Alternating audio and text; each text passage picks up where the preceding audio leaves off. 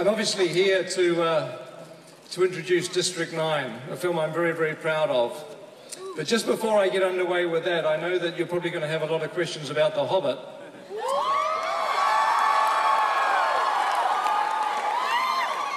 Like, you're probably going to want to know that, you know, Bilbo Baggins is going to be played by...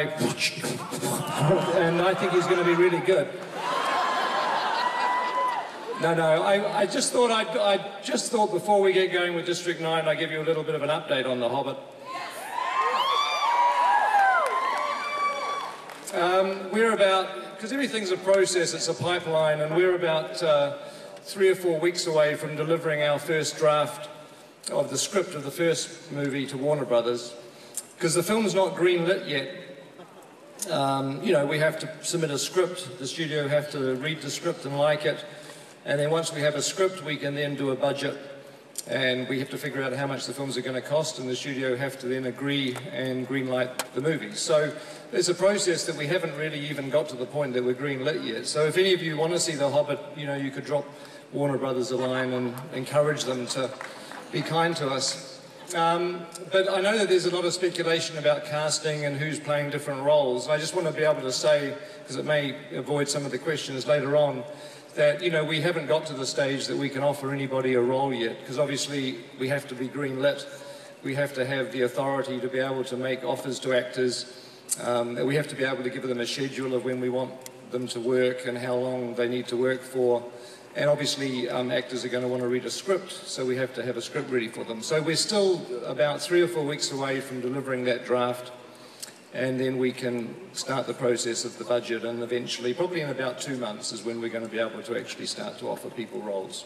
So despite everything you might have read and all the gossip and everything else, they literally, honestly, have not offered anybody a role in the film at this stage. We are doing 2 movies, though, just to clarify that The Hobbit, because one of the things which is interesting is, as you know, obviously Tolkien wrote The Hobbit first in 1936, and then about 20 years later he published Lord of the Rings, and he had expanded and developed the world of Middle-earth way bigger and larger and more detailed than he knew about when he wrote The Hobbit.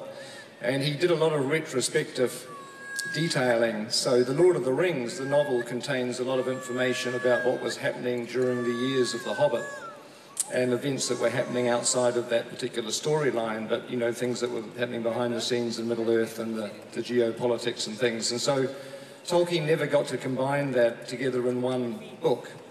But one of the things we were really excited about when we got to be thinking about it is we can take that expanded information that he developed later on and we can apply it to The Hobbit and sort of make it fuller and more epic and sort of really put The Hobbit in the context of the greater activity that's happening in Middle-earth at that time. So to do all that, we figured that we really need 2 epic films to be able to really tell that story.